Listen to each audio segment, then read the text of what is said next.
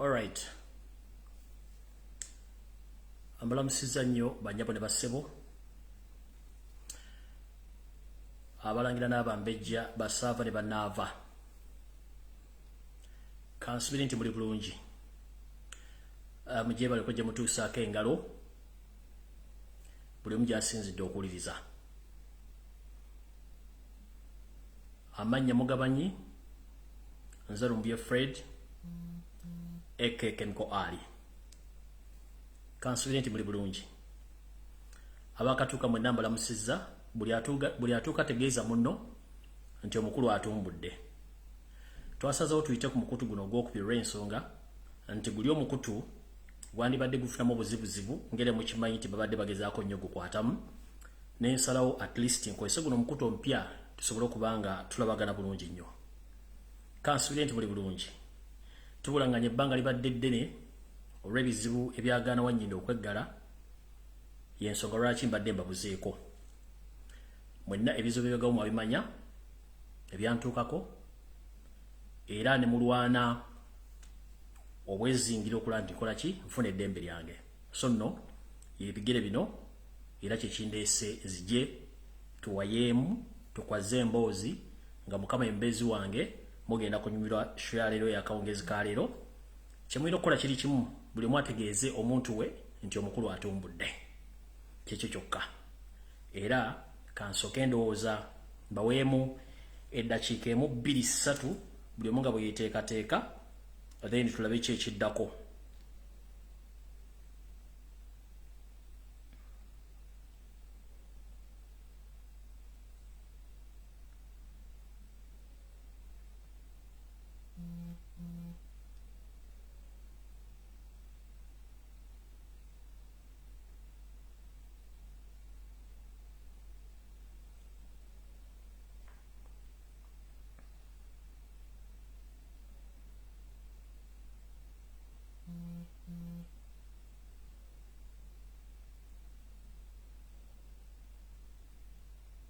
Embasa amakala kika kamu kokka olw'ensonga nti nina byenkyanoonya wano ku ssimu yange lwakuba ndowooza beddo balomboloozi gambuza njagala n'essala y'omuntu gye yampadde wano naye ndowooza simanyi essala ya muwala ya mukyalo ono simanyi essala eri ludda bannange munansonyiwa naye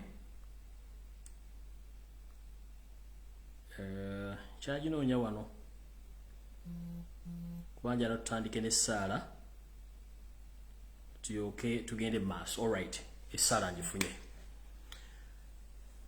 nga sinatandika program wadde obbabuuzaako njagala ntwala omukisa guno okutandika n'okusaba oprogramu eno nga nsaba Mukama atukulembere mu ssaala eno ey'omwana ayagala struggle omwana omuto mu myaka asobodde otuwa essala njala mugiwulirize tulyoke tutandike bulungi buli omu wowembeka wooli osobole okuwuliza essaala eno ey'omwana omuto ayagala enkyukakyuka ate nga naye alaba ensinga bw'etambula. Essaala eno etambula bw'eti: Mukama nkusaba owulize essaala y'omwana ono nga asabira ne Uganda wepo n'abakulembeze bafunemu okutegeera n'okumanya ki ekirina okukolebwa.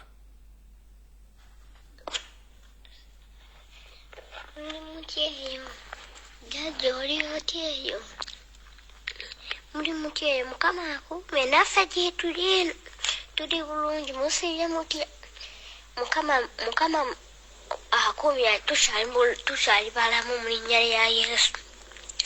Mukama afaayo Mukama era naffe gye tuli eno Mukama atukumye nga tukyali balamu Mukama. Tisha waffe oli otya oli bulungi Mukama akuwe ekisa Mukama akume era akuseeko obukuumi bwe. Kale kambasabireko mu linnya erya Yesu Kristo Mukama. Ayi Mukama Katonda waffe nga tujja maaso go Mukama nga tukusaba obukuumi n'obugabirizi nga Tisha waffe nga tumuteeka mu mikono gyo Mukama omukume Mukama omuwa ebigambo ebyokwogera Mukama osaanidde oluwakitiibwa oluw'amaanyi oluw'omukulu oli munene taata waffe jangu otuwa amaanyi jangu tukuze n'omusaayi gwo Mukama gwefeera n'ozuukire Mukama jangu otutaasa Mukama tukoowole Mukama osaanidde okusinzibwa jango tukulembere mukama mukama osaanidde okusinzibwa mukama ngandeta ticha mikono gyo mukama mukama mukuumu omuseeko obukumi bwa Yesu taata mugabirire mukama taata wange oli mukulu oli munene gwe yafeera n'ozuukira jangu otutaase mukama osaanidde oli w'amaanyi tenoomu akufaanana tenoomu akwenkana Yesu jangu otaase tisha waffe mukama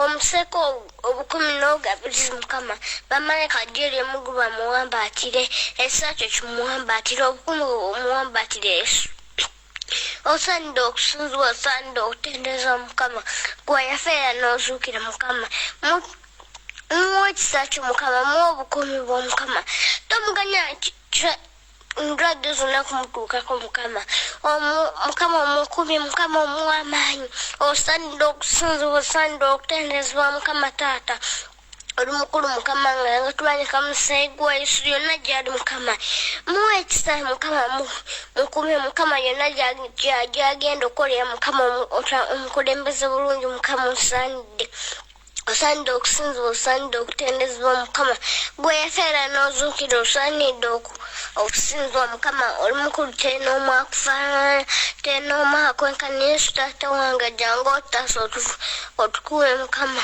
nga ticha waffe tumukwata mikono gyo mukama nga tumukuwa mukama gwe yamutunda mukama muwe ekisa mukama osaanidde okusinzibwa osaanidde okutendezebwa mukama taata wange jangu otuwa amaanyi bannayuganda bonna bukana tuboneka musaayi gwa Yesu naye yennyini tuboneka musaayi gwa Yesu gyali yenna famire yonna mukama tuboneka musaayi gwa Yesu osaanidde okusinzibwa osaanidde okutendezebwa mukama obawa ekisa mukama omuwa ekisa mukama mukume mukama omuwa obugabirizi taata wange oli mukulu oli munene tenoomu akufaanana tenoomu akwenkana osaanidde okusinzibwa osaanidde okutendezebwa mukama gwe yafeera n'ozuukira mukama jangu omuwa ekisa mukama mu linnya lya Yesu mukama omuseeko obukumi bw'omukama bamalayika gyeri omukuba bamuwambaatire ekisa kyo kimuwambaatire mukama osaanidde okusinzibwa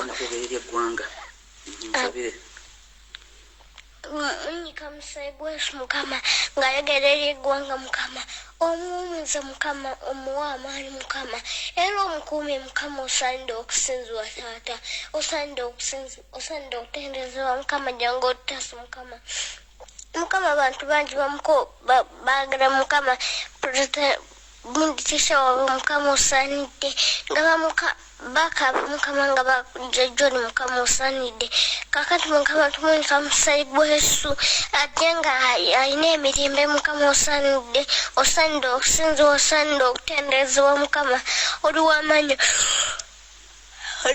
oli w'ekitiibwa tenoomu afa. Amiina. Essaala ya mwana muto munnayuganda ayagaliza eggwanga emirembe era ayagaliza tikyamwe emirembe ayagaliza munnayuganda abatuddeko wano mu maaso emirembe byonna tubisaba nga tuyita mu linnya mwana Yesu Kristo owanga alalamula emirembe n'emirembe. Amiina. Mbalamusizza nnyo bannayuganda mwenna buli mukyasinzira okuwulira mu kitundu kyonna ekyensi ng'oyagala enkyukakyuka oyagala emirembe mu Uganda nkulamusizza gyebaleko gy'otuusaako engalo nga bulijjo ntera kulamusa ku bannayuganda buli mukyasinzira okuwuliriza abawangali mu ggwanga erya Amerika mu kitundu kyonna ekya Amerika gy'oli abali e Canada abali e Brazil n'enzija ku lukalu lwa Bulaaya abawangali mu lukalu lwa Bulaaya mwenna mbalamusizza mu ggwanga erya Bungereza ku lukalu lwa Africa ku lukalu lwa Asia ku lwa Middle East n'ewaka mu Uganda wepone mu East Africa mbalamusizza nnyo sijja kulanda ggange eyajja okusaba eryato ne bali mutwalako ngazze mu mboozi njagala kutangirawo mangu nnyo naye mu ntandikwa ey'olwaleero njagala kutandika bwe nti kitalo nnyo ddala mwenna baviiriddwako abantu baabwe mu njega yonna ezeegwa mu Uganda naye kyakusooka kya byonna njala sooka kugamba nti gusinze Ayi Ssaabasajja Kabaka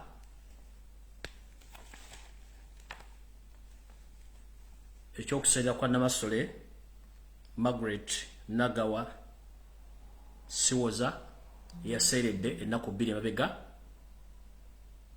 Mukama amuwumuze mirembe kubanga ffenna lyekkubo gye tulina okulaga enjawulo ya budde Ssaabasajja gusinze naye Namasole Mukama akuwumuze mirembe byonna ebyakusobako Mukama bikusonyiwe ateekewo minzaani wakati w'ebirungi by'olesenga okoledde eggwanga ne Buganda n'okulera Ssaabasajja Kabaka omutuusa waali Namasole Nakabutuzi eyambutuza oyamuleka n'olyoka okwasaganya Ssaabasajja okumutuusa w'omulese Mukama akuumuze mirembe.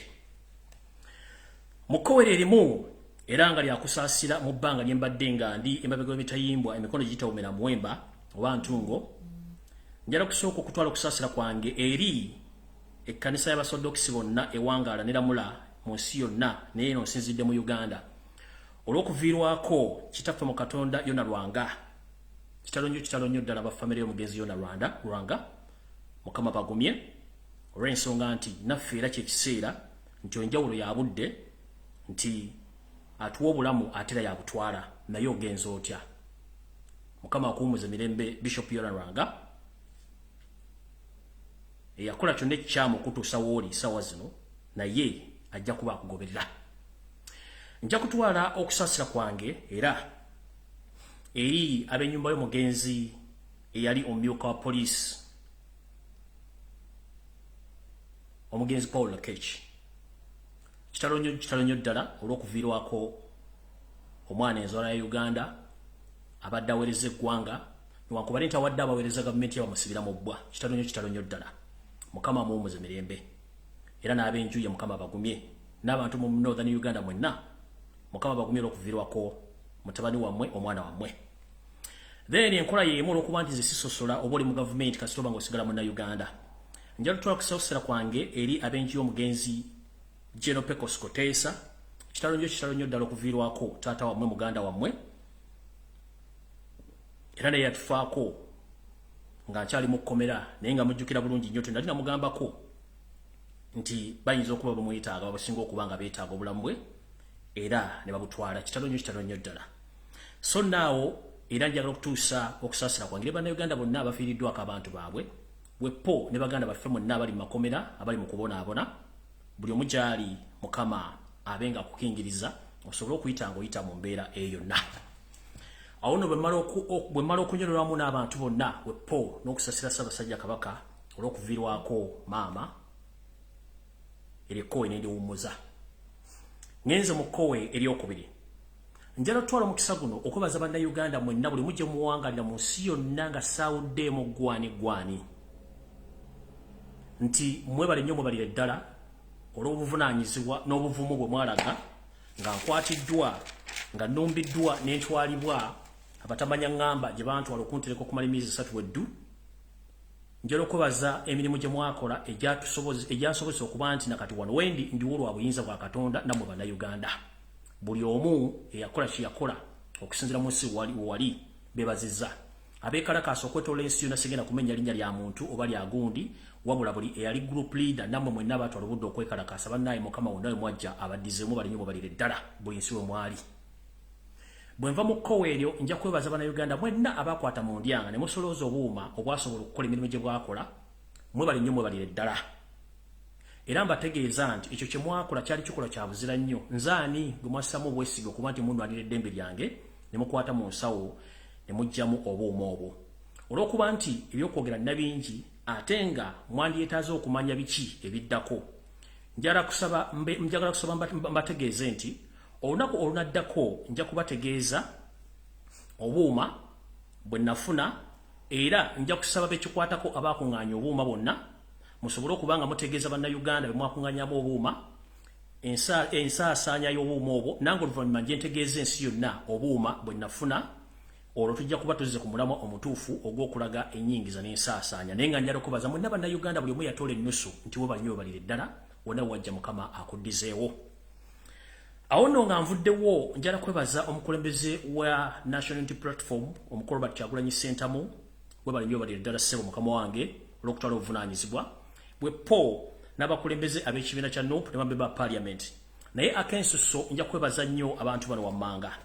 Nja kwebaza omukulu akiikira ekitundu kya Kyaddondo omukulu amanyiddwa nga Honorable Nkonyingi Muwada. Taata njala okwebaza ekyensusso nti watambula n'otindigga engendo okuva ewaffe Kyaddondo n'ojja mu butuluuki okuba nti onoonya omusajja gwe sirowooza nti yali akukwatako nnyo olw'okuba nti olina omutima gwa Uganda n'otindigga olugendo webala nnyo balire ddala. bano benjogera baatuukira ddala ku kkomera we nali era baatwala obuvunaanyizibwa. Ono ali mu nnyingi tojjanga okwo waziika wamala. Njala okubaza muganda waffe lawyer oba counsel Anthony Wameri watuuka ku ttaka newankubadde wafuna buzibuzibu n'otasobola kutuuka we nali olw'okuba nti wali mukosefu n'osobola okuddayo webale nnyo webalire ddala ssebo. Era nkusaasira obulumi bw'oyitamu osobole obbusuuka. Njala okwebaza muganda wange Patrick Aketo munago muyita Pato muganda wange tojjanga okwo okoze omulimu gw'amaanyi nnyo okuba nti obadde mu biseera byonna ate nga ebiseera byobaddeyo si byangu nnyo n'osobola okuba nga wayita mu njege eyo. Abantu abamu sigenda kwogera amannya gammwe olw'ebyokwerinda olw'okuba nti mulimu abantu abasalwa nga ne bw'oyogera erinnya lye tajja kusalwa. Naye nga abantu mwenna abakola omulimu gw'okutuuka ku ground mbeebaza nnyo. Amannya agamu nga sirikidde ensonga nti abantu abamu security yammwe si nnungi naye ffe abaasalawo era amannya asobola okugoogera. Njala okubaza omukyala gwe bayita Shakira. Amumanyira Shakira naye nze mmanyi nga Shakira Azati.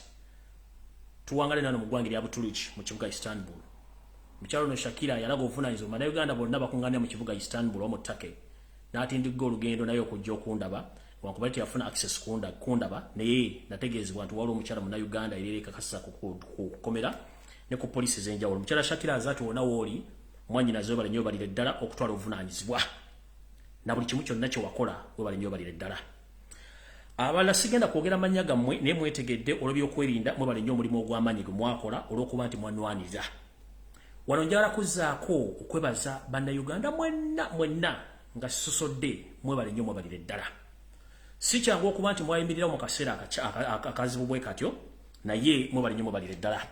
Nja kwebaza bannayuganda bannange mwenna bwe tukola omulimu gw'okwogera ba bloggers mwenna mwebale nnyo mwebalire ddala abaalwana. Sigenda kumenya mannya naye mwebale nnyo mwebalire ddala abaalwana. Mu kino mwakola omulimu gw'amaanyi nnyo weppole bannayuganda abeekalakasa okwetoola ensi yonna nti omulanga gwammwe oba enduulu zammwe zaakola ky'amaanyi nnyo n'okusinga amateeka bwe gandikoze. Kubanga mwatabala buli mutimbagano gwonna ne mugenda ku embassy zonna bannange mwebale nnyo. Sisobola kwebaza Ssekinnoomu okuggyako bebaza Lufaaya mwenna mwebale nnyo mwebalire ddala. Mutemanyi kye bayita freedom of speech, freedom of expression tekitegeeza. Kitegeeza ebintu bingi nnyo nti n'omuntu eyandibadde tategeera kikyogamba akitegeera. So njala kubaza bannayuganda mwenna abasobola okwekalakaasa. Ekyokubiri nga nasologera ku kiggula luggi ba bloggers banne bwe tukola omulimu gwe gumu. Buli muntu yalina obulumi obw'enjawulo okulaba nti Lumbuye afuna obwenkanya n'okumanyibwa waali. Kituufu nnyo. Era buli muntu yalina obulimu bwa njawulo mu sekita mwe yali. Era buli muntu yali akola ekisaanidde okulaba nti Lumbuye ono afuna obwenkanya era ava gy'ali asobola okukola ki? Asobola okuba nga ateebwa. Mu kyo twafuna miscommunication oba mwafuna miscommunication ne mistrust ne misinformation. Ebintu bisatu byaleeta obuzibu. Ba bloggers baganda bange mwenna abaavaayo ne mutandika okulima empindi ku bannayuganda abamu abaalaga obwetaavu mu kuba nti baali bannoonya bwe baali bantadde nti njagala obbasaba bannaaye bwe mubanga mugenda okutandika okulwana oba okuvuma omuntu yenna musookanga ne mwetegereza omuntu gwe musalako ebigambo. Njagala bagamba nti ebigambo bye mwayogera byali bingi nnyo olw'okuba nti twali mu bulumi ffenna nga mulumibwa n'ebigambo ebimu tebyali bituufu era abantu bwe mwakonjera. Njagala kubasaba nti bwe muba musobodde okudda mu bokisi omwe beetondere baali bantu batuufu n'omulimu baali bakola mutuufu lwakuba nti waliwo miscommunication ne mistrust mu nkola ey'okunoonya Lumbuye.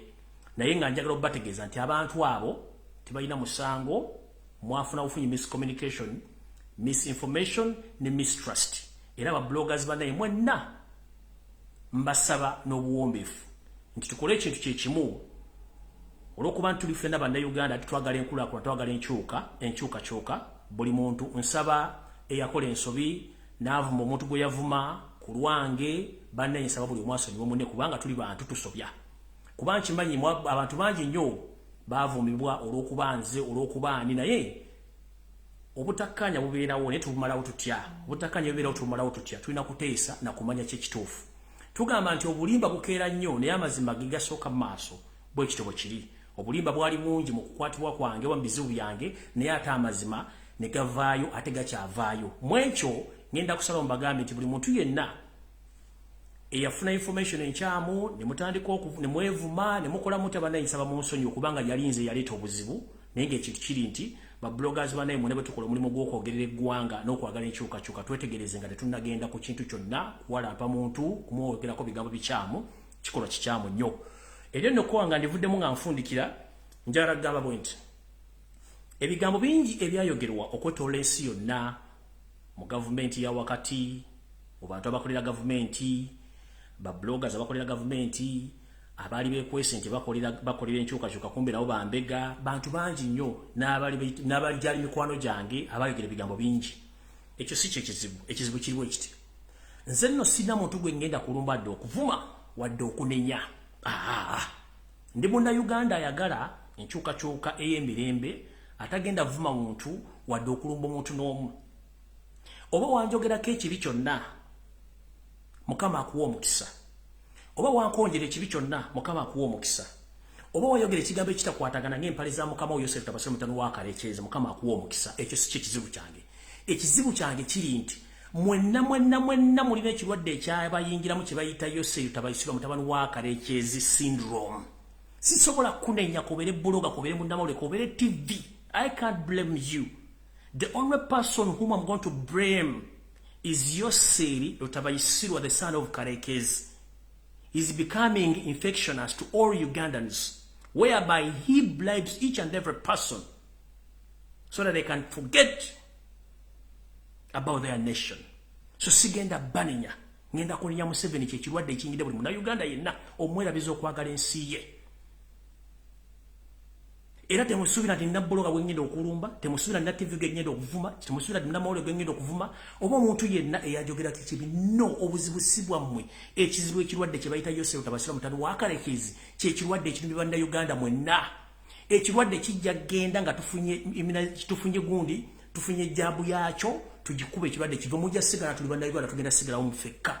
Naye kyekirwadde nga kikoze eki kigenze kati sina gwe ngenda kunenya okujjako bagamba nti mulowooze emirundi ebiri ensi Uganda etusinga ffenna nange kennyini ensi Uganda ensinga Museveni ensi ekusinga TV z'omu Uganda ensi ebasinga abaatusookawo singa bakolanga ebitukola singa ensi teriiwo kale n'olwekyo mwenna bannayuganda sina gwe ngenda kunenya eyakola ensobi eyasasulibwa ovume Lumbuye okole buli kimu ekikyamu Mukama akokyo osinga okwagala nerowooza nnyo nga tonnava mu nsi yo obusente obwo bakuwa ze zimu ku ssente z'omuwa omusolo ezisasulibwa n'olw'ensonga eyo sigenda banenya ngenda kunenya omuntu waku Museveni kyekizibu kya Uganda so si babbuloga si bannamawulire si aba social media oba bannayuganda basekinnoomu ekizibu kya Museveni yendwadde eri mu bannayuganda ebatuusizza okuba tebakyasobola kwerowooleza okujjako okulowooza nti buli mwaka atemu ekyo kyakola ki ekyanguwa so ekyo bwe ngenda okikomya ngenze ku kiggulalugi kyaleero era mbatumiddeko mwena abadde bamisinga ekiggulalugi nti nkomye obuto okubaweereza era ekiggulalugi ngenda kibawa buli lunaku oba buli lunaku lwebansobodde okuggyibwa amawulire ntandise bwe nti kiggulalugi kyaleero nga bulijjo bwe ngamba Yosefu tabasira mutano wa Karekezi nti wandikola ekintu okulumya omuntu n'owunzika ng'oyambe muyambe ekkiriza enswasweta yanula yereega engalabi mukulu okoze effujjo lingi nnyo mu Uganda naye tugamba nti enkima gyekoma okulinnya omuti gyekoma okwolesa obwerere bwayo oba buli maawa mukulu ekigambo ky'okutta bannayuganda n'okubuzaabuza okuwa amawulire amafu kikyamu nnyo nze wayagalira ddala okwagala okunguleta mu Uganda era n'okola amawulire mangi nnyo which sigenda kunenya muntu yina nga mbagambye era muganda wange Okeloliem nkulamusizza nnyo webali emirimu gy'okola n'abakulembeze bonna bali mu bitongole by'eddembe mubali nnyo emirimu gye mukola sigenda banenya abapulidde ekirwadde bakiyita Yosefu tabasira mutano wa Karekezi kyekirwadde ekibaluma sina gwe ngenda kuvuma dde okunenya wabula ekirwadde bakiyitaani Museveni mukulu Okeloliem bakozesa ensobi gye wakola ogimanyi n'abantu abalala naye nze ebigambo byenjogera bikukakatako era bikwata ne ku bazzukulu bo Museveni kyekizibu kya Uganda era kyekiba ekizibu bw'olabanga sitaani yeesitukidde okukwata mu lugo kiba kitegeeza baatumi baweddeyo kati ngenda basa mwena bannayuganda ensi tetwemazaamu kubanga abaatusookawo baagirimu naffe tugenda givaamu n'abala bajje nkiddamu abaatusookawo baagivaamu naye n'abagenda okudda bagenda givaamu so saagala Museveni agenda okuvaawo enkya atwawukanye ffe bannayuganda kubanga tukyaliwo nnyo abaana baffe we bali mwe munaalowooza nti okulya obusente obusiddiiki kyekigenda okutwala kyekigenda okwongeza eggwanga mu maaso kikyamu. So Museveni njagala kugamba ekigambo kimu. Ensengeri gy'ogitwalamu okutta abantu gwe wandirowooza nti oli wa kitalo nnyo nga gwe olowooza, naye twali tulabye abanene emirembe engalo. Mukulu abantu abali bategeera wafudde abasiru. Mukulu abantu be twatulowooza nti bategeera ate kati bategeera. Gwe kennyini weefudde nti otegeera ate naye nga totegeererako ddala. Nze njagala kugamba ekigambo kimu, wantuusa gye natuuka naye ate olina kye wankolera ky'otamanyi. Nkiddamu, wantuusa gye wantuusa naye olina kye wankolera ky'otamanyi. Njagala kugamba nti nze nga nze Lumbuye Chemical Ali sikutya, sina Munnayuganda gwe ntya nga njogera amazima kuba kinkakatako mu constitution ya Uganda okwogera amazima. Oba oyagala oba toyagala, results z'obwenzi tuzirabira mu kufunisa lubuto mukazi, kufuna siriimu na birwadde bya bukaba. Gye mukolera ebintu byammwe ffe tetubaayo naye ate bidda mu public. Kitegeeza nti omukazi bw'agenda ne bamuwasa n'afuna obufumbo obutukuvu, ekiva mu kikola omusawo gy'atabalwa lubuto, agenda okuzaalisa omwana oyo abeera omusawo naye tabeera nga mukola ebintu ebyo. Naffe Museveni bw'oba okola ebintu by'okutulugunya abantu n'okubuzaabuza banaga tetubeerayo naye bidda ate bijja kufuluma. Nze okukwatibwa kwange kwalaga Uganda ne bannayuganda ebintu bye mbadde mbagambira ebbanga eddene omusajja afugidde eggwanga ku bulimba mpaka nakati abatakyakkiriza nti obulimba we buli. Mujja tegeera nti omusajja gwe muliko Yoseeri Tibahabulwa Lutabayisirwa mutabani wa Kalekyezi nsanga bisibe nsi yaleeta muzeyizedde. Bwe ngamba nsanga bisibe yasanga enseeteredde buli kimu nga weekiri n'abyonna n'abisiro n'abiddusa. Nsi yaleeta talinaako ntandikwa wadde enkomerero wadde address bwe gwe bayita nsi yaleeta. Mukulu nsi yaleeta Yoseeri Tibahabulwa Lutabayisirwa mutabani wa Kalekyezi nsanga bisibe muzeyizedde. Weewumuzeeko, weewumuzeeko. Okoze fujjo lingi ku Bannayuganda, but with the time we will pay heavily.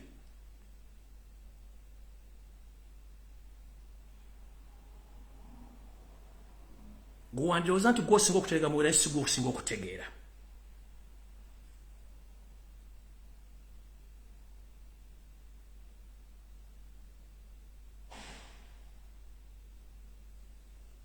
Era ekigula lugi nkifundikidde nga nkutegeeza.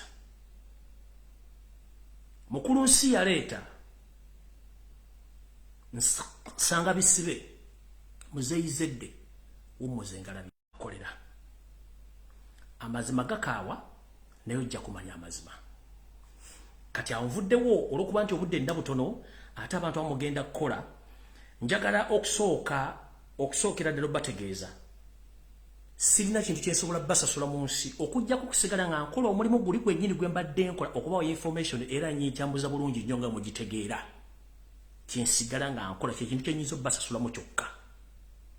1 maze emyaka egiwera gigenda mwena sikola nga nkolera ggwanga kukyuka. Ntuuse n'okugenda mu kkomera nga nkyolera ggwanga kukyuka.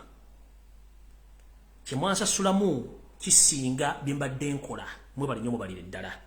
Kyenyizo basasulamu kwe kusigala nga mbaweereza n'okubagula information yonna nga bweneeba. Era bwe naaba nga ngifuna ngenda gibawa. Era nga njagala tandika n'olwaliro mbaweeko ku information gye nnina mujja tegeera. Olw'ensonga eyo okwebaza kwange n'ekigula lugi bikomyano kati video entuufu etandise.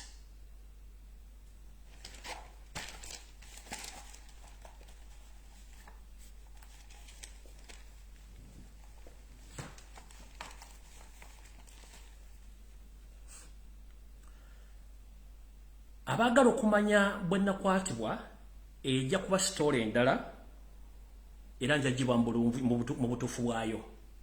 Essaawa zino olw'okuba nti tukyali mu kooti ebintu bikyatambula nga mumanyi nti mateeka nti omusango togwogerako nga gukyali mu kooti. Na wano bwe kiri era ekyo kyo mbasuubiza nja kugubawa era mbabuulira engeri gye bankwatamu na buli kimu. Naye mbagambye buli muntu yenna eyankolako effujjo nga Munnayuganda munnange sigenda kuvuma, sina kye ngenda kukola. Ensi ejja balamuza kisa. Nze gwe mpalana era gwe mmanyi nti yakola ebintu bino Yosef Tabasira mutani wa Kalekyezi. Naye babbulaaza mmwe ne basisita mwekuba emitima. Tunuulire ensi Uganda n'ensi endala ezigyetoolodde olyoka olumbe Lumbuye omutumbe ekyoyagala omuvume otuuke n'okumulyamu olukwe. Tunuulira ensi Uganda kyekikulu. Ntandise bwenti.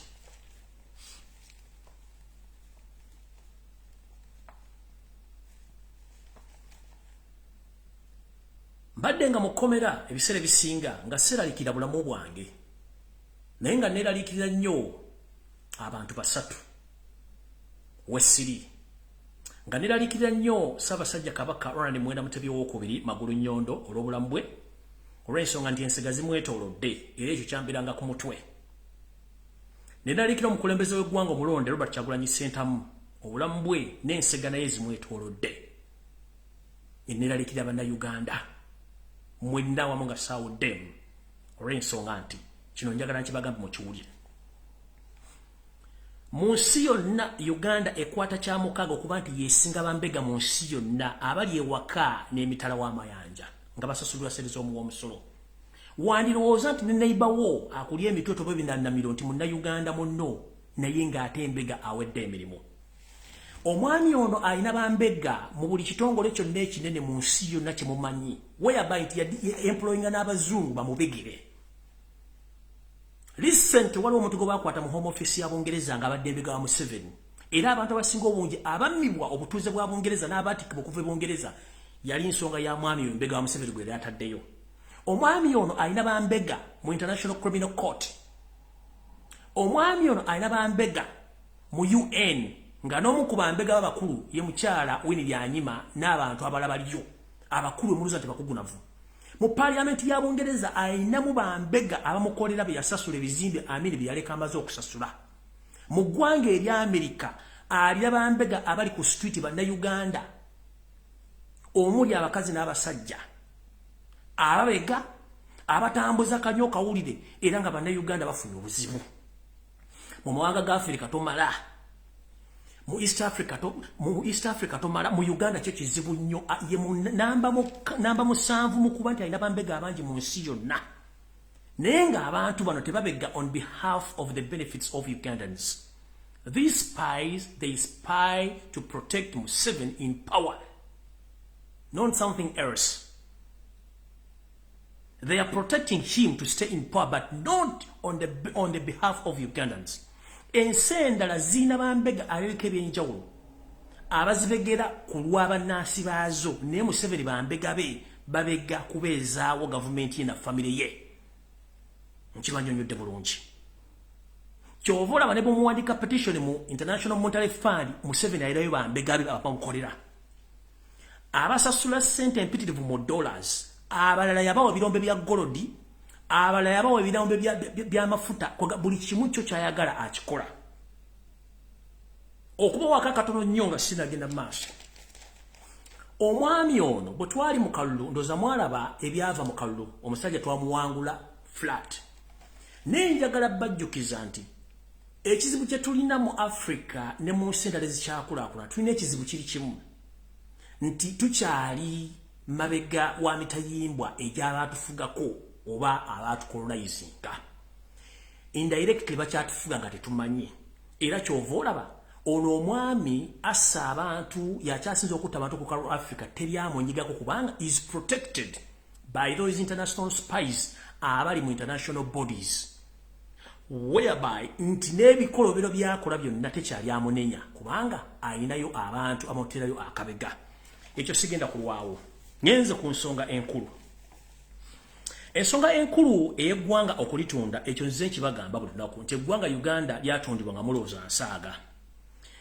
Eggwanga Uganda Museveni yalitunda ne muganda we mu Kuteesa ne mukyala we Judith Museveni. Olwewe twogerera amagye ga Uganda gagenzedde Congo naye tegagenzeeyo leero gagenda almost omwezi mulambe mabega. Kati eno message njagala egende eri ekibiina kya National Unity Platform ekikulembera Kyagulanyi Ssentamu ne baganda wo bonna. Ekisookera ddala ekyatutte amagye ga Uganda ogende Congo nga mukimanyi nti ADF kibiina kya Museveni yakyetandikirawo yagenze nga balina akatego ke baagala okuteeka mu Robert Kyagulanyi Ssentamu n'ekibiina kya National Unity Platform. Museveni njagala oveewo wakane nti ADF si kibiina kyo nga ne yali akikulembera gw'omulina eruzira naye nga tetasiibayo ruzira kubanga omusasula omusaala buli mwezi ate ng'ekiro tabeerayo abeerayo misana. ADF tebangayo bali basirikale bogo bakozesa wagenze Congo still nomenya constitution nga toboziza parliament ile kyo wakikoze kubanga amaje wagenze okwogera nti bajja bakola formal information mu parliament already nga amaje gagenze de Congo amaje ga sadas abantu bandansi ba Congo okubula bamala mu kitundu wagenze kimenya mateeka wakutte omudiri gw'ensimbi n'okusasula ekitongole ekyensi yonna ekyamawulire kibayita Al Jazeera okuva wiki ewedde osindikayo abasajja bo abali ku international level okutandika okukampeiningira era Al Jazeera mu nsi yonna yezanya amawulire go muno wataddewo no assemblinga omukulu Andrew Mwenda mukoddomiwo no assemblinga Jim Hwezi oneye mfanfeewo no assemblinga n'abayaaye abazungu abali mu East Africa naddala mu Kenya okuba nti batandika okwogerera n'okufuula ennimi ku lukalu lwa Uganda nga boogera ku mitimbagano egy'amawulire ag'ensi yonna okusinda Al Jazeera wetwogera Al Jazeera yezanya amawulire go mu nsi yonna olw'okuba nti ssente mwazisasudde okuba nti muzabuzabuza na Uganda nkimanyi ne bomu ezaakuba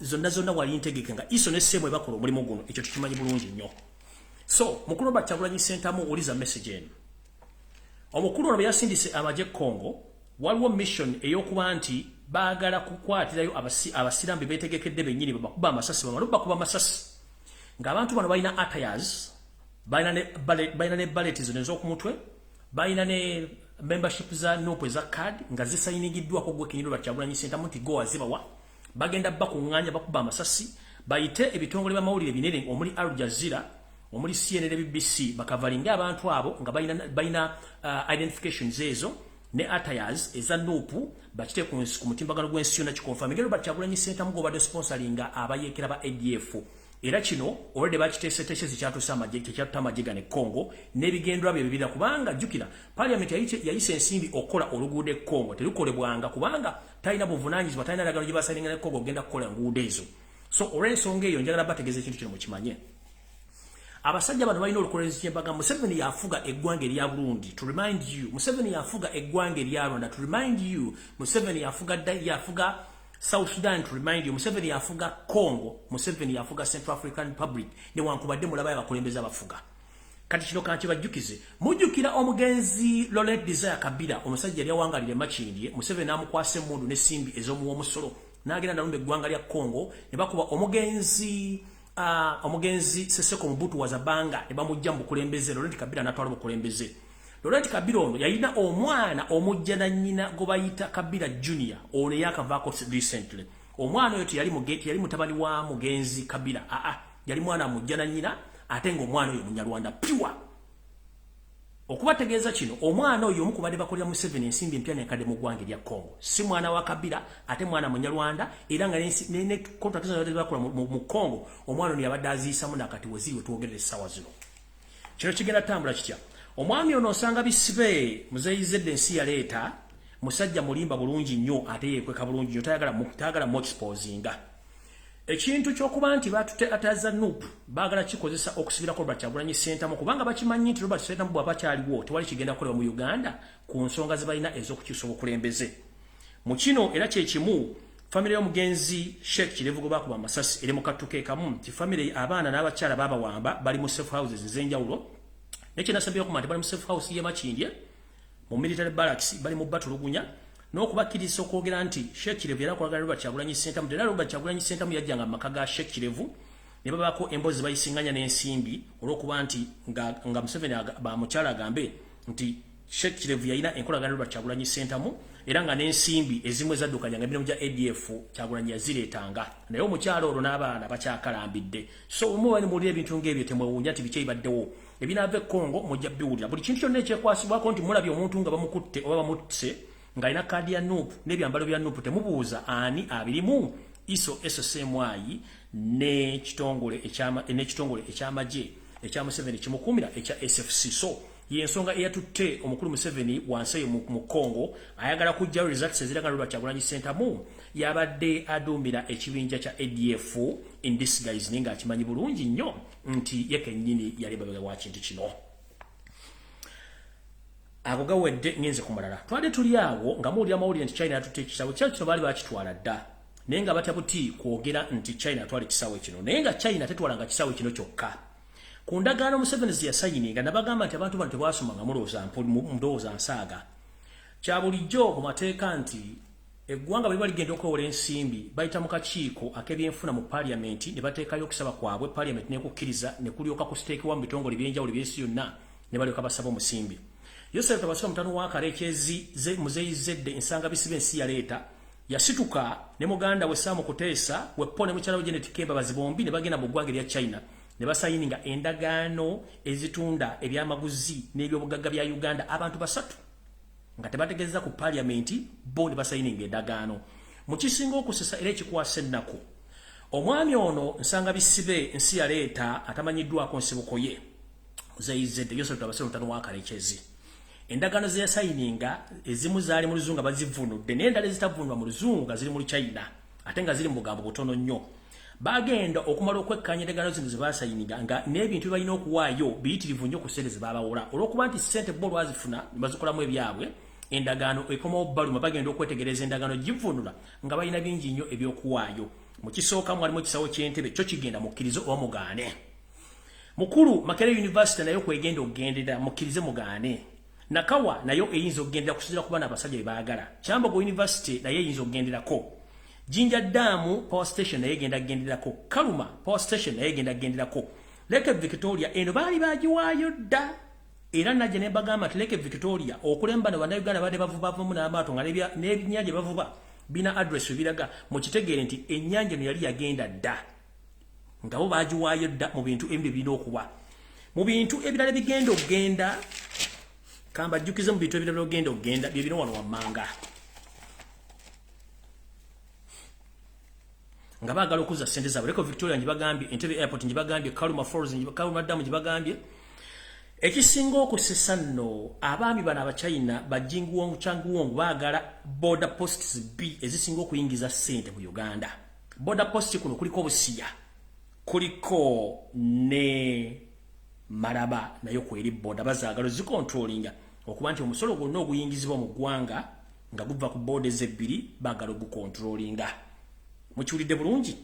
N'ebitundu ebirala baagala ettaka ly'e Kayunga naye nga possible baagala Bbaale baagala ne Karamojja okuba nti okumalayo ensimbi zaabwe. Mu ndagaano ezasooka baasayininga emyaka eta ne bagenda okwetegereza ng'emyaka giri 17 emyaka 15 gye balina okuba nti bali kavalinga ssente zaabwe. Yensonga lwaki ebintu bino Museveni byamutabuseeko nga tasobola bitegeera essaawa zino olw'ensonga nti yeekubya mizimu.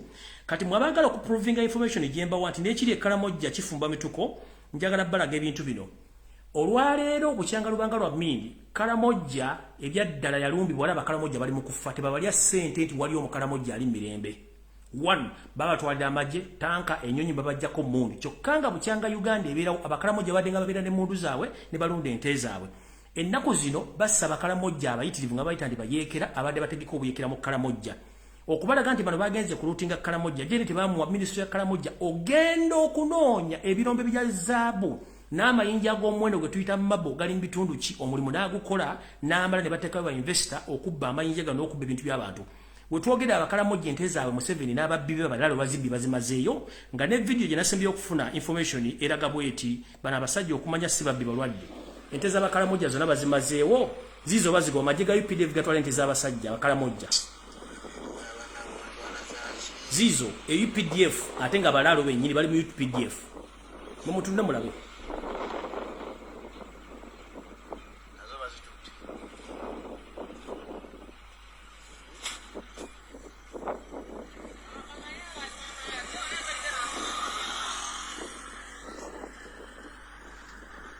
Mulinde mulabe ente z'abasajja bali mu kuzibba. Eyo gwe muyita nsi yaleeta nsanga bisibe buli kimu akitwala. Kati ali Karamojja mu Buganda ettaka limulimye okutwala kati yagenze Karamojja ente z'abasajja zizo zonna. UPDF yezitwala zizo.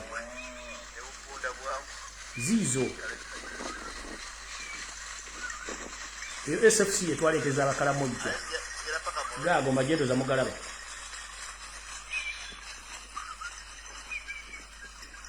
Awo Banyamulege batwala ente z'Abakaramojja bali mu kubba ggwanga ddimalawo kati bagenze Karamojja gisaanya uzize ente z'abasajja bazimazeewo. Gaaga amagye mugalabye wuuyo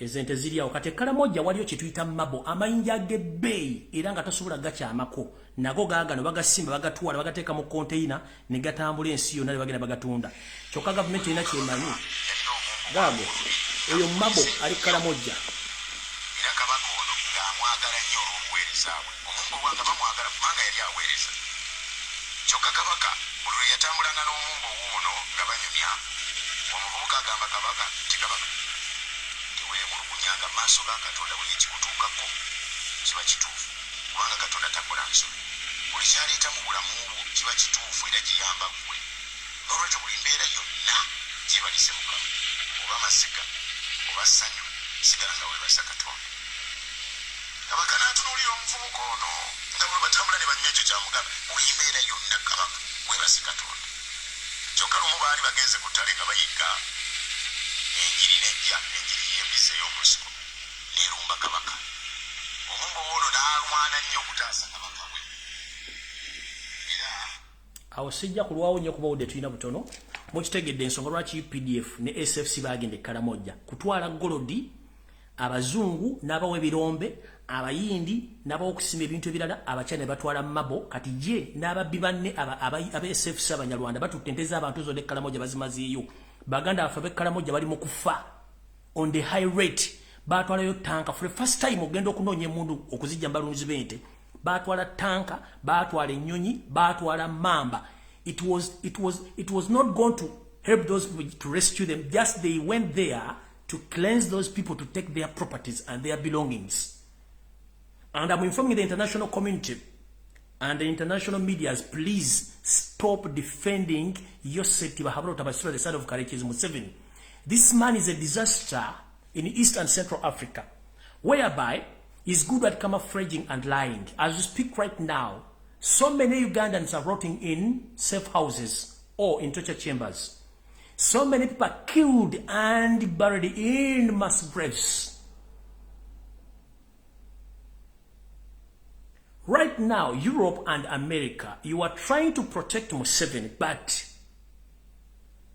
if you don't wake up early in the morning and stop financing this gentleman, you continue to receive more refugees in your country. Not only in Uganda, but on African continent, whereby this gentleman is becoming a he's becoming a warlord. He's the one controlling Burundi, he's the one controlling Rwanda, Congo Brazzaville, Southern Sudan. Now it's happening in Ethiopia, coming in Somalia. He wants to destabilize Kenya too. And he's in good terms with Tanzania. So, I'm encouraging the international community, please, with a humble request, stop financing Museveni. He's becoming a deadly weapon in East and Central Africa. As we speak right now, there are so many Ugandans and so many Africans who are fleeing their countries due to the economic crisis and people running for their lives. So whoever financing Museveni, and this message go to European unions, the British government, the United States of America, and the other countries, stop financing Museveni. Because the more you finance this criminal, the more he keeps on killing people, the more he keeps on destabilizing Africa in general. If you think that I'm lying, please come on ground. You will witness. And I'm encouraging and I'm asking politely, European Union, the UK government, and the United States of America, please stop funding Museveni. Because the more you fund Museveni, the more he destabilizes the East and Central Africa, the more people flee their country, and the more people they seek refugee or asylum to your countries. So, in the simple terms, you are reaping what you sow. Because the more you support Museveni, the more he implements his programs, and the people who are found in those areas, most especially in East and Central Africa, they run out from their country to seek for refugee in other countries, mostly in Europe and America. So please stop. Stop. We are tired. Right now, Europe, right now as we speak right now, Europe is in a crisis of refugees from Arab countries. Not because those people, they don't love where they come from. They love their countries, but you, with your double standards, you sell weapons to those mafias in those countries and they destabilize those countries. And those people, they can't wait. They have to run away from their countries. The same happens to Uganda. Every day, every time you sell weapons of mass destruction to Museveni, and he destabilizes the country, the more Ugandans flee their country to go to other countries to seek refugee. So please, European Union, the British government, the United States of America, please, I humbly asking you, please stop defending, supporting Yoweri Museveni, because he's becoming a terrorist or a problem in Eastern Central Africa. And if you don't stop him, don't regret for the outcomes. Because from him, he doesn't care the outcomes. He's free to do each and everything because he knows he deployed so many spies in international bodies like in UN, IMF, International Criminal Court. This gentleman, I think, is among the people who have the biggest number of spies on international levels. That's why so many Ugandans abroad, they are dying of poison. Because he had deployed a lot of those people. He spends more money in destabilizing East Africa. Right now, I'm talking about East Africa, but soon or later, if you don't stop this gentleman, Africa is going to be messed up by this dictator, the bloodsucker. That is my message.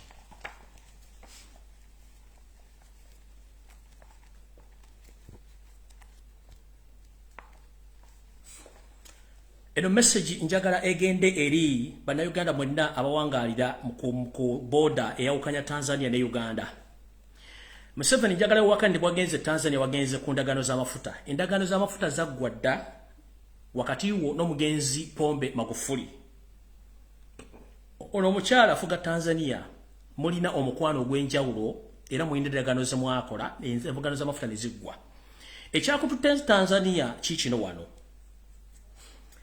Okimanyi bulungi nti international organization ezisinga obungi ziri willing okujja mu Uganda okufindinga atrocities zotandise okukola mu Uganda kubanga these governments or these international bodies, they are investigating the information they get from the ground that you are killing Ugandans and you are burying them in mass graves. As we speak right now, you went to Tanzania to camouflage that you were there for the sake of signing agreements of pipelines. No, those agreements were done some time back. You went there to seek permission so that you can hide your weapons of mass destructions which you produce in Kapeka Masulita, that is Royal District, and in the islands of Sese. And as we speak right now, within 1 week from today, you are going to start packing all those weapons on lorry-owned vehicles and you transport them to Tanzania because you agreed with that madam who's ruling Tanzania right now to keep for you those weapons to hide the international community the truth that you are manufacturing and you are having weapons of mass destruction. And the other issue which took you there. From my reliable information, I was informed that the second request you made or you asked from that leader of Tanzania as we speak right now, there are so many people with the evidence that you killed a lot of Ugandans during the campaigns of 2021 in January. And the young people from different parts of Uganda were killed and buried in mass graves, but most especially in Uganda region, in central region. And these people were buried in different mass graves in Kayunga, Sezibwa, Goma, Karangala, West Nile, Madugomba, Chifampa, Kalwanga Gomba, Kapeka Masulita, that is Ruwelo. And right now, you want to hide the evidence from the international communities or international bodies who are willing to come and investigate these mass graves. You ask for the permission from the Tanzania president to allow you to transport some of the dead bodies which you buried in these mass graves. Those are the two items which took you to Tanzania. And I think your request was accepted by the madam. So people who live nearby, Uganda and Tanzania border, starting this week, you'll be witnessing my information that big vehicles will be leaving Uganda, heading to Tanzania, taking unidentified commodities, but in particular, guns and dead bodies, which were resumed from those districts or those areas, have informed you above or below. The areas are Kayunga Sazibwa, Goma, Karangara, West Nile, Madugomba, Kifampa, Karwanga Gomba, Kapeka, Luwero, that is Luwero. So those are the areas which are full of mass graves where the young Ugandans, they were killed and buried, and some parts of Mabila forests. So Mr. Museveni, don't fool Ugandans that you went to Tanzania to finalize the agreements of the pipe oil. No. You had agent agendas, and those are the agendas which took you there. At first, you wanted to send Dr. Rwakana Rugunda to finalize that mission. Rwakana Rugunda failed to agree with you. You wanted to send Muhoozi Kainerugaba, but unfortunately, Muhoozi Kainerugaba, he can't even express himself. And he's not loved, local and internationally. So that option also failed until you accepted to go there on official visit, but which official visit had an agenda. That's why you didn't even spend there a full day. You went just there for hours because you had a mission.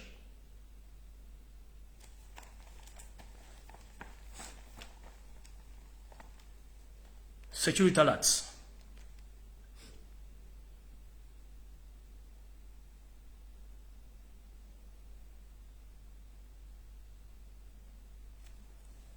As we are preparing for the festive season, please, Ugandans, be very careful. As we speak right now, the pandemic of coronavirus is spreading on very high speed worldwide. But remember, in Uganda, God's still favoring us so that we are still surviving. But Museveni and his mafias, they are planning a third lockdown due to coronavirus. They held some meeting with the Minister of Health, and they start doctoring some COVID-19 numbers so that they can broadcast, or they can start putting pressure on international community so that they can give them money as they did last time. But Mr. Museveni, please stop this. Don't drive us to the dead end. We've seen enough. Try to behave like a mature man, and for the first time love your country. And I'm mistaken, it's not your country because you're a refugee. You're a refugee from Rwanda. You have no history in Uganda. That's why you're behaving like that. How dare you go invest in European countries or in foreign countries and you don't invest in Uganda? Recently, you went to Kenya, or you went to Tanzania, sorry. You funded and you constructed schools there, but in Uganda, schools are still closed almost for 2 years. 50% of Uganda economy is invested in Rwanda. As we speak right now, you are investing a lot of money in waging war in Congo, but Ugandans are suffering. 25% of the money, or the taxpayers' money, is being used on paying international spies. Stop this. As we speak right now, you had a meeting with the Minister of Health, and you agreed that you are proposing to lock Uganda for a third time due to coronavirus. And Ugandans get prepared. In case this happens, don't say that I didn't inform you. Because this gentleman is wicked. He doesn't want to know.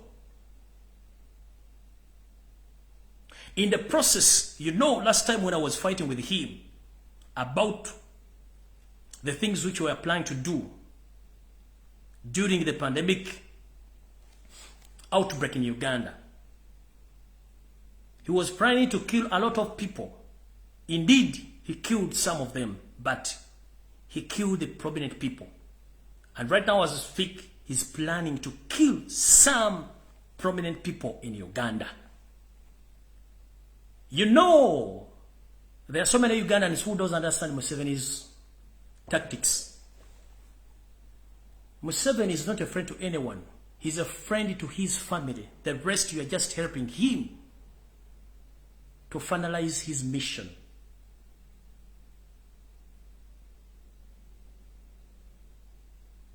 Even if he gives you a lot of money, at the end of the day, he's going to finish you. As we speak right now, Mr. Peter Elrelu, you were given orders 5 years back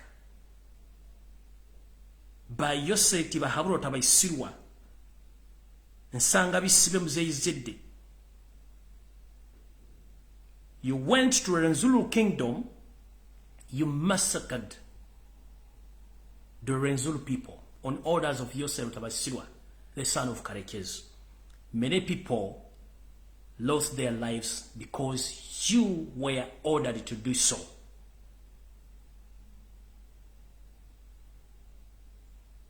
You went on praising yourself and praising the man who gave you orders.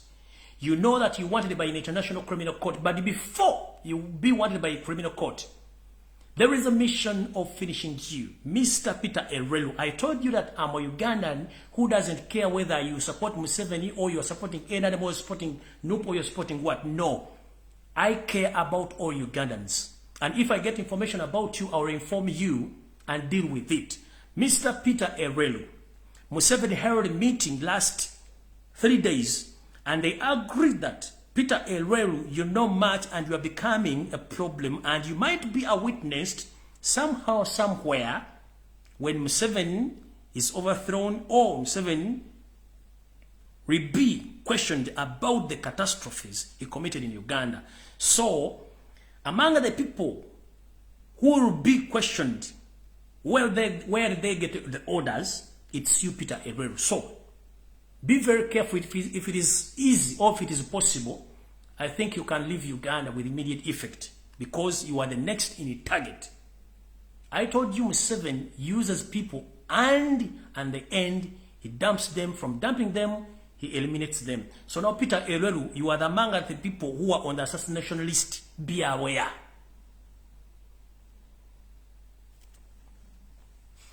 Sam Engola, Mike Mukula, you are among the people who are listed who are going to be assassinated soon or later. Be aware.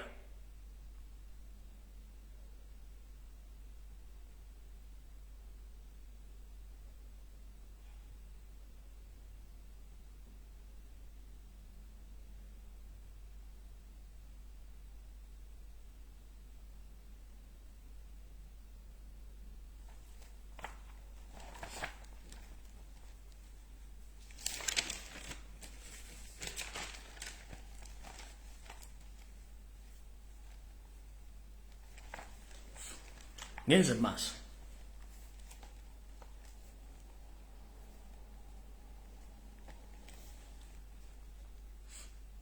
Mwenanga mukimanyi nti omwami ono Yosef Tabasira mutano wa Karekezi ye kennyini ebintu byakola tebikiriziganya na mateeka ga Uganda. Njala tegeeza Baganda baffe mwenna abalina obulwadde obwa mukenenya. Mukimanyi bulungi temukirizibwa kugemebwa olw'okuba nti mulina embeera etali nnungi. Naye ndowooza ensimbi ezaali zirina okukola ku nsonga zammwe mwategeera abantu abazibba.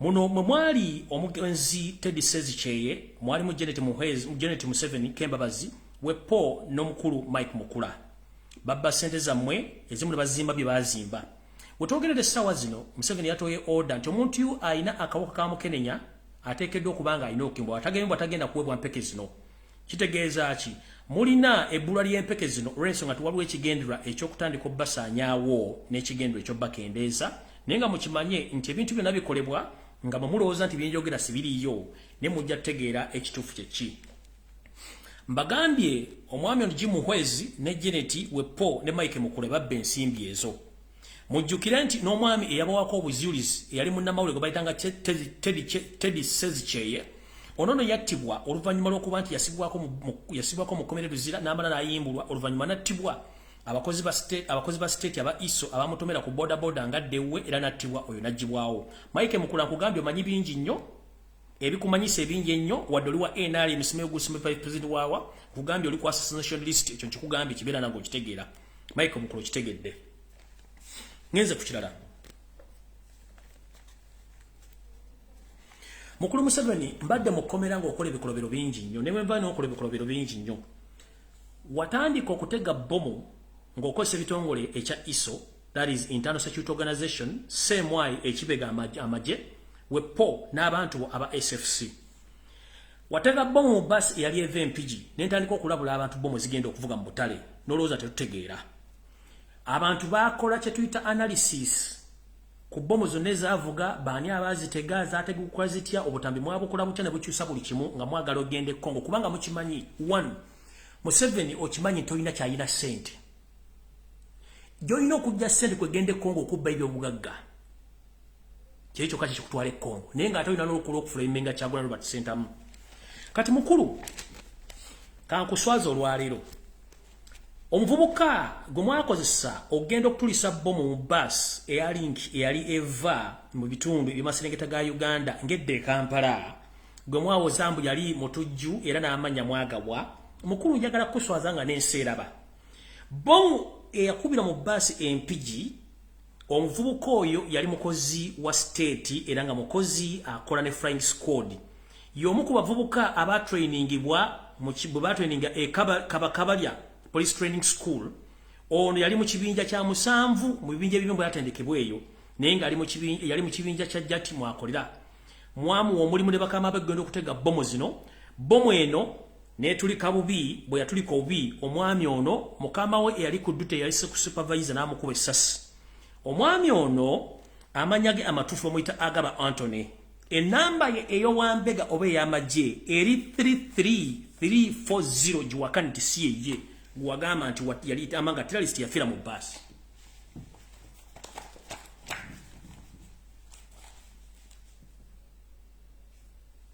omwami eyabalukira mu bomu eyabalukira mu basi ya link empigi omwami amanyage ya Agaba Anthony enamba ye ey'amagye ey'owambega eri 33340 bomu yabaluka naye teyabaluka nga mwali mujagala omuvubuka ne mutusaako obuvune olwokuba mwali temwagala nseetegeere identification ye mukama we eyali ku jute n'amwekubira amasasi n'amutta mwene mugaa nti mwasse mutujju which is wrong.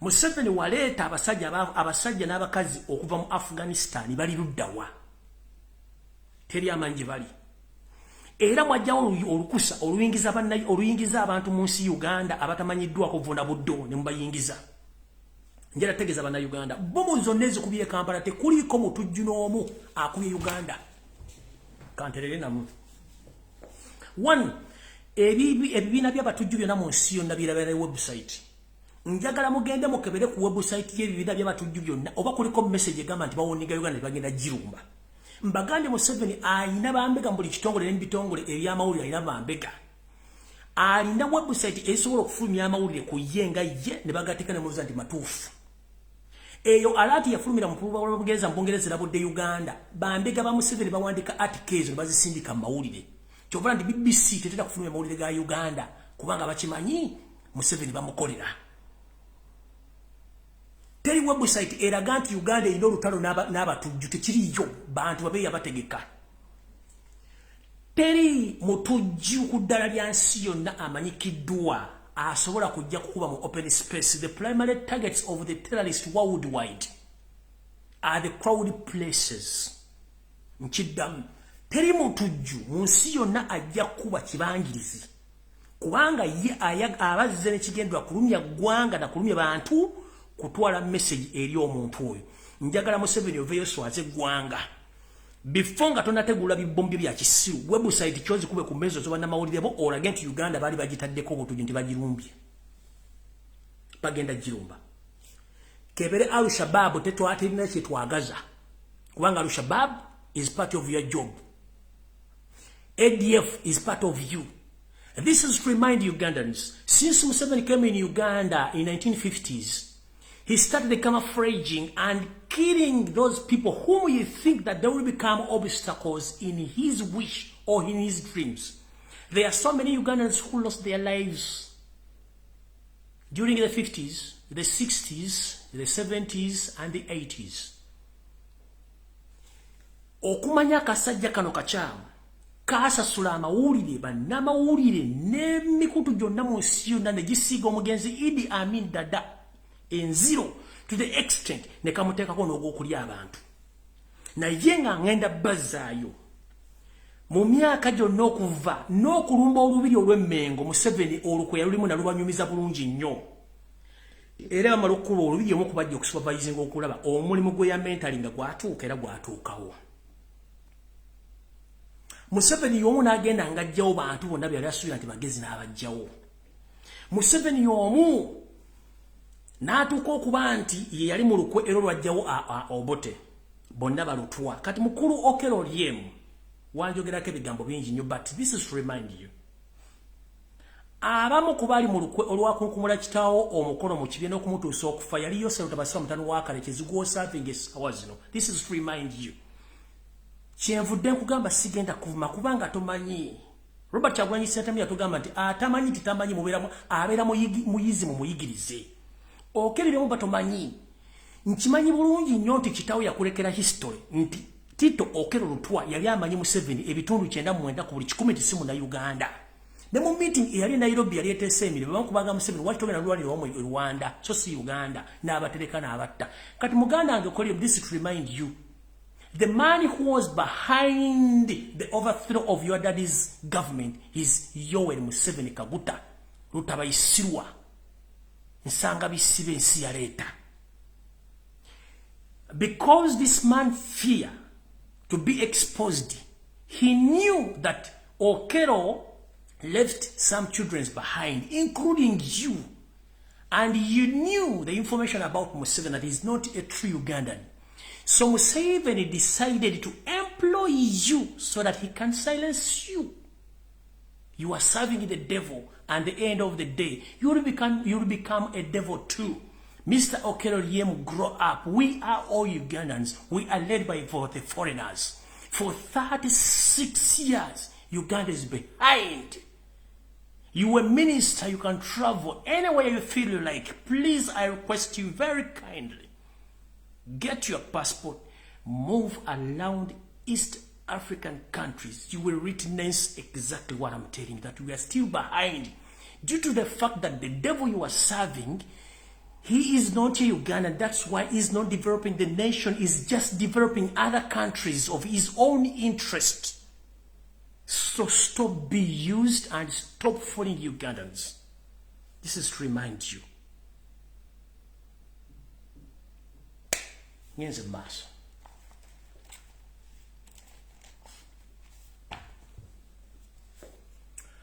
Bomu bomalo zikuba nga kyoyagala pressure kuyitiriddeko. Mbazayo ko emabega mu 1970 Museveni ne banne batandika ekibiina kye bayita Flonasa. Ekibiina kino kyajjanga kirwanyisa omugenzi Idi Amin nga bakola ebintu bino wammanga. Bajjanga ne batta abantu ba prominent figures bannabyabufuzi bannaddiini okubba banka n'okudestabilizing eggwanga n'okubuza ebyetaagisibwa okwonoona gavumenti ya Amin bakikola bulungi nnyo nga batega ne bomu ze bakola olwaleero. Okutega bomu Museveni yakutandika mu 1970 okutigumbula banna Uganda mu ngeri ey'okwekweka bakutandika mu 1986 nakati okwefula nti abantu baloza mu simusi kubanga yatta nawamba n'omulambo n'aguziika kubanga abayagala babuzaabuza yatandika okutega bomu nga wafronasa mu 1907 kubanga teyafugikwa kamini wadde wich n'agenda e Tanzania.